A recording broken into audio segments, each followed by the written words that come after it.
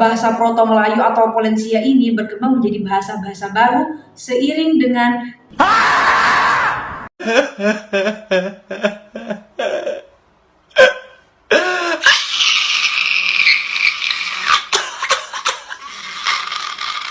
Godox. Oke.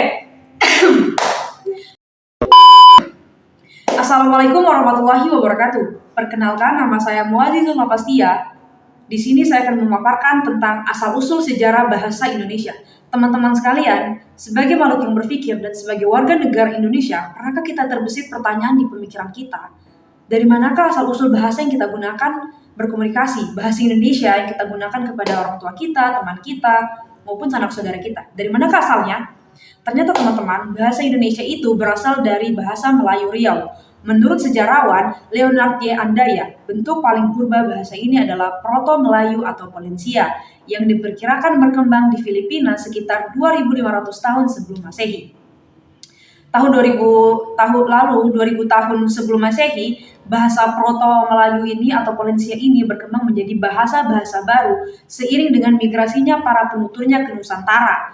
Nah, sekitar 1.500 sampai 500 tahun sebelum Masehi, di Kalimantan bagian barat berkembang juga bahasa Melayu Cham.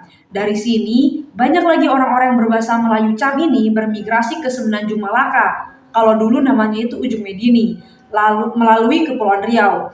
Nah, Bapak Andaya ini menambahkan lagi bahwa dari Semenanjung Malaka tadi, ada dari satu kelompok yang berasal dari Kalimantan bagian barat itu, menyeberanglah mereka ke Sumatera Tenggara dan menjadi nenek moyang penutur bahasa Melayu di daerah situ. Itu kelompok pertama. Ada juga kelompok-kelompok lain yang bermigrasi ke Vietnam dan menjadi penutur bahasa Cham.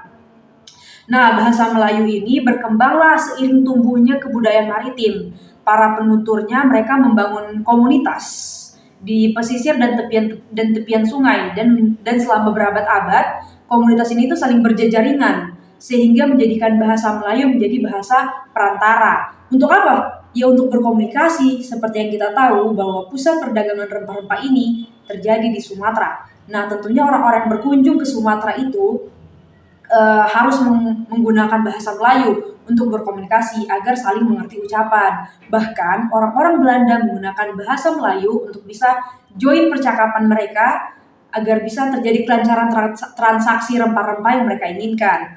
Inilah alasan mengapa bahasa Melayu menjadi asal-usul bahasa Indonesia, karena sudah menjadi bahasa penghubung dan bahasa perdagangan. Keberadaannya itu menyebar dari pesisir tenggara Sumatera sebagai wilayah kerajaan Sriwijaya yang menguasai perdagangan pada waktu itu hingga ke Jambi. Lalu kenapa harus bahasa Melayu? Kenapa tidak bahasa Aceh yang merupakan titik jalur rempah-rempah? Atau bahasa Makassar? Atau bahasa Jawa yang dimana suku Jawa yang paling banyak di Indonesia? Kenapa bahasa Melayu? Karena bahasa Melayu ini merupakan bahasa yang sederhana dan mudah untuk dilafalkan. Tidak seperti bahasa Jawa yang tingkatan bahasanya itu ada bahasa halus, ada bahasa kasar, atau bahasa Aceh yang sulit. Maka dari itu, bahasa Melayu menjadi bahasa resmi kedua. Pada Kongres Pemuda I tahun 1926, bahasa Melayu menjadi wacana untuk dikembangkan menjadi bahasa dan sastra Indonesia. Tahun 1928, pada Kongres Pemuda II, mengikrarkan bahasa Indonesia menjadi bahasa persatuan.